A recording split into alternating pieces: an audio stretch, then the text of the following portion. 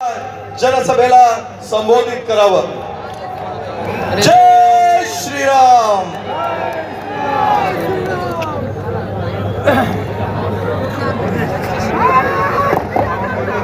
अच्छीच करत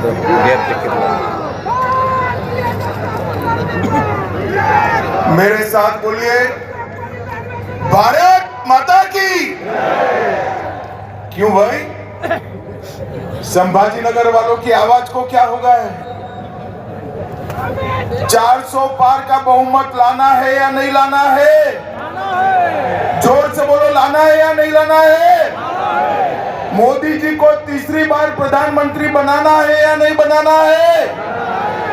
तो ऐसी आवाज नहीं चलेगी. संभाजी नगर से मजलिस को उखाड़ कर फेंकने का संकल्प लीजिए. दोनों हाथ उठाइए. मोदी जी को फिर से प्रधानमंत्री बनाने के संकल्प की मुट्ठी बीजिए और प्रचंड आवाज से बोलिए, भारत माता की, भारत माता की. जय जय जय जय जय शिवाजी. जय जय जय जय जय भवानी. मेरे साथ बोलिए, धर्मवीर छत्रपति संभाजी महाराज की. आज मेरे साथ मंच पर उपस्थित श्रीमान देवेंद्र फडणवीस जी, हमारे प्रदेश अध्यक्ष श्रीमान बावनकुले जी, मेरे मित्र और केंद्रीय मंत्री श्रीमान राव साहेब दानवे जी, पंकजाताई मुंडे जी, श्रीमान अशोक राव चौहान जी, श्री भगवत करार जी, श्री अतुल सावे जी, बहन विजयाताई राहतकर जी, श्री प्रताप राव चिखलीकर जी, श्री सुजय विखे पाटिल जी, श्री अजीत गोपछड़े जी. और आज संभाजी नगर में इतनी बड़ी संख्या में आए हुए प्यारे भाइयों, बहनों, माताओं और मेरे जिगर के टुकड़े जैसे युवा मित्रों, आप सभी को नमस्कार. मित्रों, आज मैं इस महाराष्ट्र की पावन भूमि पर कल रात से हूँ. संभाजी नगर में कल रात से हूँ. सबसे पहले मैं इस भूमि पर आकर जिन्होंने देश को स्वतंत्रता का मंत्र दिया, वो हिंदवी स्वराज के स्थापक छत्रपति शिवाजी महाराज को प्रणाम कर कर मेरी बात की शुरुआत करता. मैं जब यहाँ आया हूँ तब जिनका पूरा जीवन सालों तक इतिहास को बलिदान और स्वतंत्रता की भूख की याद दिलाता है, वो धर्मवीर संभाजी महाराज को भी प्रणाम कर कर मेरी बात की शुरुआत. यही भूमि है, यही मराठावाड़ की भूमि है, जहां संत एकनाथ जी ने, संत ज्ञानेश्वर जी ने, जनार्दन स्वामी ने, सिखों के गुरु गोविंद सिंह जी ने भी यहाँ अध्यात्म और भक्ति का रास्ता प्रशस्त किया. ये भूमि को मैं प्रणाम करता हूँ. मित्रों, मराठावाड़ के मुक्ति संग्राम के लिए गोविंद भाई श्रॉफ और स्वामी रामतीर्थ, जिन्होंने निजाम के खिलाफ आवाज बुलंद की, ऐसे हुतात्माओं को भी मैं प्रणाम कर कर मेरी बात की शुरुआत करता. काफी समय से आप बैठे हैं, हम लोगों को आते आते देर हो गई. मैं ज्यादा लंबी बात करना नहीं चाहता. मित्रों, आने वाले दिनों में देश चुनाव में जा रहा है. हमारा ये महान लोकतंत्र फिर एक बार 5 साल तक इस देश की सरकार किसके हाथ में होगी, ये तय करने वाला है. भाइयों और बहनों, दो गुट खड़े हैं.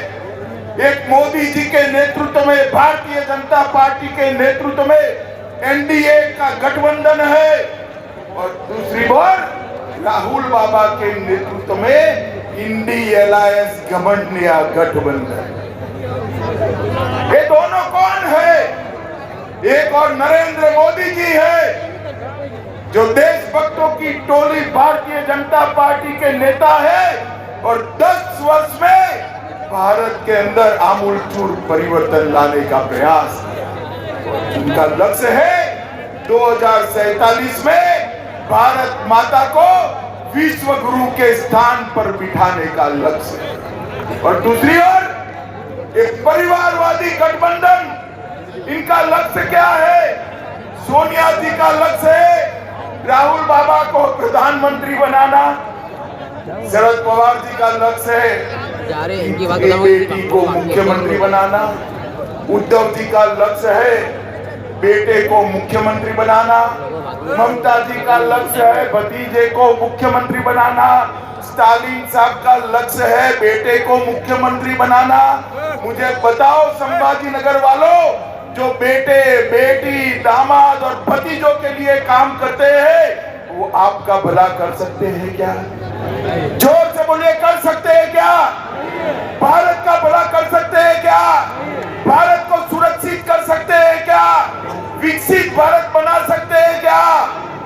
ये सारा काम केवल और केवल नरेंद्र मोदी के नेतृत्व में भारतीय जनता पार्टी। ये महाराष्ट्र की जनता ने 2 बार हम आए, 14 में आए, 19 में आए, आपके सामने हमने झोली फैलाया, दोनों बार 50% वोट लिया और 41 से ज्यादा सीटें देने का काम महाराष्ट्र की जनता ने किया। मैं महाराष्ट्र की जनता का हृदय से बहुत बहुत धन्यवाद करना चाहता हूं। परंतु मित्रों, आज मैं संभाजी नगर आया हूं। संभाजी नगर ने एक कसर छोड़ दी। देश के पहले गृह मंत्री लौह पुरुष भारत रत्न सरदार पटेल ने मराठा वाड़ को निजाम के कुशासन से मुक्त किया था और मजलिस को यहां से हटाने का काम। हमारी छोटी सी गलती, छोटी सी आलस, और आज फिर से मजलिस बैठी है। संभाजी नगर वालों को ये कबूल है क्या? जरा जोर से बोलिए, आप सहमत हो क्या? आज इस सभा से संकल्प कर कर जाइए, सरदार पटेल ने जो आजादी के बाद निजाम से मुक्ति दिलाई थी, ये नए निजामों को आप फिर से एक बार घर में बिठाकर उनकी जगह बताने का काम करेंगे। भाई और बहनों, इस बार 40-41 नहीं चलेगा, इस बार 45 से ज्यादा सीटें मोदी जी की झोली में डालने का काम महाराष्ट्र की जनता। हमने 10 साल तक काम किया है, हमारे पास 10 साल का ट्रैक रिकॉर्ड है, और हमारे पास 25 साल का रोड मैप भी है। ये 10 साल में मैं सिर्फ महाराष्ट्र की बात करने आया हूं। भाई और बहनों, आज इस मंच से मैं शरद पवार जी को और उद्धव ठाकरे जी को पूछना चाहता हूं, इंडी अलायंस का आप नेतृत्व कर रहे हो। 2004 से 14 सोनिया मनमोहन की सरकार थी, महाराष्ट्र को क्या दिया? 1,91,000 करोड़। कितना? 1,91,000 करोड़। जरा जोर से बोलो, कितना? मोदी जी ने 14 से 23 9 साल में 1,91,000 करोड़ की जगह उससे 4 गुना 7,15,890 करोड़ रुपया देने का। इसके साथ साथ 8 लाख करोड़ के और प्रोजेक्ट दिए। 10 साल में 16 लाख करोड़ रुपया महाराष्ट्र के विकास के लिए नरेंद्र मोदी जी ने भेजे। शरद राव, जरा हिम्मत हो, तो हिसाब किताब लेकर आ जाना। हमारा युवा मोर्चे का कार्यकर्ता शिवाजी महाराज के पुतले पर सार्वजनिक चर्चा के लिए तैयार है। आपने क्या किया है महाराष्ट्र में। और भाइयों बहनों, इतना ही नहीं, लगभग 1,20,00,000 लोगों को आजादी के 75 साल के बाद महाराष्ट्र में पीने का पानी घर में मिला। 1 करोड़ लाभार्थियों को 5 लाख तक का आयुष्मान भारत का फायदा मिला। लगभग 76 लाख माताओं को घर में पहली बार शौचालय मिला। 7 करोड़ लाभार्थियों को प्रति व्यक्ति प्रति माह 5 किलो अनाज फ्री ऑफ कॉस्ट देने का काम नरेंद्र मोदी ने किया। 51 लाख लाभार्थियों को, माताओं को घर में गैस और चूल्हा देने का काम नरेंद्र भाई ने किया। 12 लाख लाभार्थियों को महाराष्ट्र में घर दिया। और मुझे बताओ संभाजी नगर वालों, आप लोगों के दोनों टीके लग गए कोरोना के या नहीं लगे? लग गए? वो जरा हाथ ऊपर करो तो। सबके लग गए। किसी को 25 पैसा भी देना पड़ा है। मोदी जी ने कॉफी पिलाकर टीका लगाया और व्हाट्सएप पर मोदी जी के हंसते हुए फोटो के साथ सर्टिफिकेट देने का काम भी कर दिया। और देश में 200 करोड़ टीका लगाकर 130 करोड़ की आबादी को कोरोना से सुरक्षित करने का काम नरेंद्र मोदी। मैं आज फिर से इंडिया अलायंस वालों को चैलेंज देकर जाता हूं कि आप आगे आइए। आपके भी 10 साल थे, हमारे भी 10 साल थे। हिसाब किताब करिए। अरे आप कर ही नहीं सकते हो, अरे ज्यादा करना है तो आपके 40 साल और हमारे 10 साल का हिसाब करिए। हमारे 10 साल का पलड़ा भारी है भाई। मोदी जी ने 10 साल के अंदर देश को सुरक्षित करने का काम किया। मोदी जी ने सर्जिकल स्ट्राइक और एयर स्ट्राइक कर पाकिस्तान के घर में घुसकर आतंकवादियों का सफाया करने का काम नरेंद्र मोदी जी ने किया। मुझे बताओ भाइयों बहनों, धारा 370 हटनी चाहिए थी या नहीं हटनी चाहिए? जोर से बोलिए, हटनी चाहिए थी या नहीं हटनी चाहिए? ये कश्मीर हमारा है या नहीं है? 70 साल तक एक घमंडिया गठबंधन धारा 370 को अपने अनौरस बच्चे की तरह गोदी में पाल कर बैठा रहा। आपने दूसरी बार मोदी जी को प्रधानमंत्री बनाया। 5 अगस्त 2019 को मोदी जी ने धारा 370 को समाप्त कर दिया। और जब मैं बिल लेकर पार्लियामेंट में खड़ा हुआ, ये राहुल बाबा, जानते हो ना राहुल बाबा को, वो कहते हैं मत हटाओ मत हटाओ। मैंने कहा भाई क्यों ना हटाए? तो उन्होंने कहा कश्मीर में खून की नदियां भी बह जाए। अरे राहुल बाबा, 5 साल हो गए, खून की नदियां छोड़ो, कंकर चलाने की किसी की हिम्मत नहीं है। कंकर चलाने मोदी जी ने हमारे कश्मीर को हमेशा के लिए भारत के साथ जोड़ने का काम। मोदी जी ने 550 साल से करोड़ों देशभक्त, करोड़ों राम भक्त दुनिया भर में फैले हुए सभी लोग चाहते थे कि अयोध्या में राम मंदिर बने। आप भी चाहते थे या नहीं चाहते थे भाई? जोर से बोलो, चाहते थे या नहीं चाहते? एक कांग्रेस पार्टी ने 70 साल तक राम लल्ला को टेंट में बिठाकर रखा। 70 साल तक राम जन्मभूमि के केस को अटका कर, लटका कर, भटका कर रखा। मोदी जी को दूसरी बार आपने प्रधानमंत्री बनाया, भूमि पूजन भी हो गया और प्राण प्रतिष्ठा हो गई और आज राम लल्ला पर घर मिल जाती।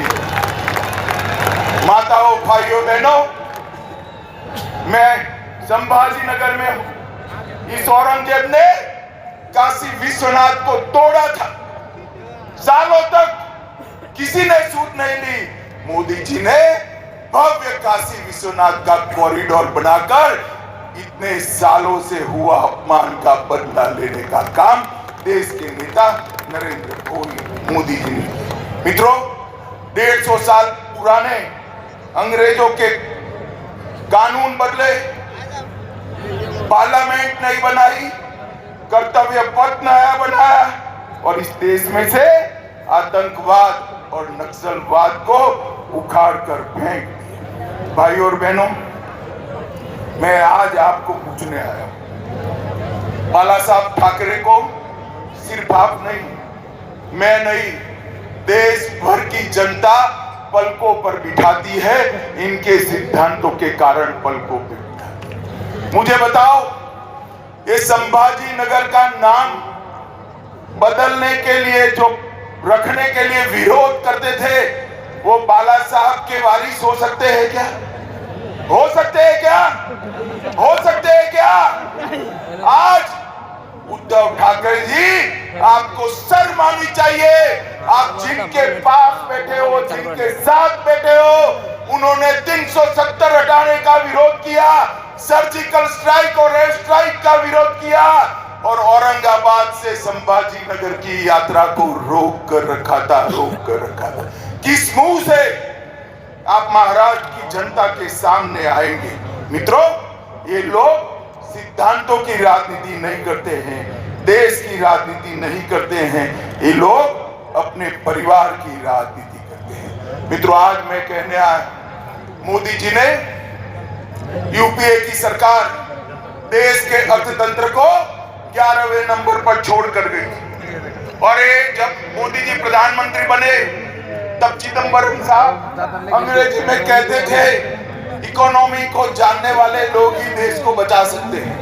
भाई ठीक है, मनमोहन सिंह जी और आप बड़े इकोनॉमिस्ट थे, मगर अटल जी 11वें नंबर पर छोड़कर गए थे, आपने 11वें नंबर पर ही रखा। मोदी जी ने 10 साल में कोरोना के बावजूद 11वें नंबर पर से 5वें नंबर पर लाने का काम नरेंद्र मोदी। और संभाजी नगर वालों, मेरी बात सुन लो, ये मोदी गारंटी है, तीसरी बार मोदी जी को प्रधानमंत्री बनाओ, 5वें नंबर से देश का अर्थतंत्र दुनिया में तीसरे नंबर पर पहुंचने का काम नरेंद्र मोदी जी ने देश को दुनिया में गौरव दिया है।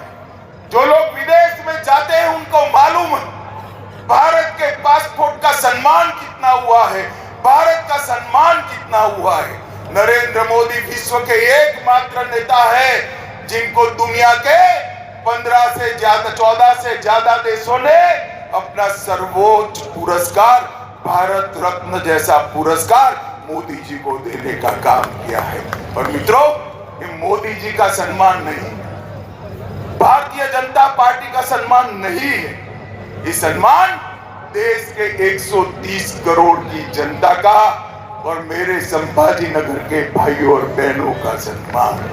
और मित्रों, पूरी दुनिया में मोदी जी जाते हैं, पूरी दुनिया में कोई भी भाषण उठा दो, मोदी जी देश की राष्ट्रभाषा हिंदी में बोलते हैं, भारतीय भाषा में बोलते हैं, भारत का सम्मान बढ़ाते हैं। मोदी जी ने दुनिया में भारत का सम्मान बढ़ाने का काम किया है। और कांग्रेस ने क्या किया?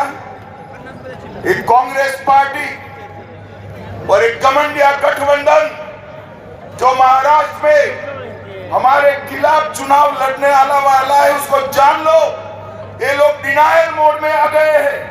इन्होंने 370 का विरोध किया, 3 तलाक हटाने का विरोध किया, ओबीसी कमीशन बनाने का विरोध किया, कश्मीर में वाल्मीकियों को रिजर्वेशन देने का विरोध किया, हिंदू शरणार्थियों को नागरिकता देने का विरोध किया, जीएसटी कानून का विरोध किया, राष्ट्रपति रामनाथ कोविंद और ट्राइबल राष्ट्रपति द्रौपदी मुर्मू का भी विरोध किया, सर्जिकल स्ट्राइक और एयर स्ट्राइक का विरोध किया, भारत में वैक्सीन आई उसको बंदनाम करने का विरोध किया, नए संसद भवन का विरोध किया, कर्तव्य पथ का विरोध किया और अंत में राम जन्मभूमि की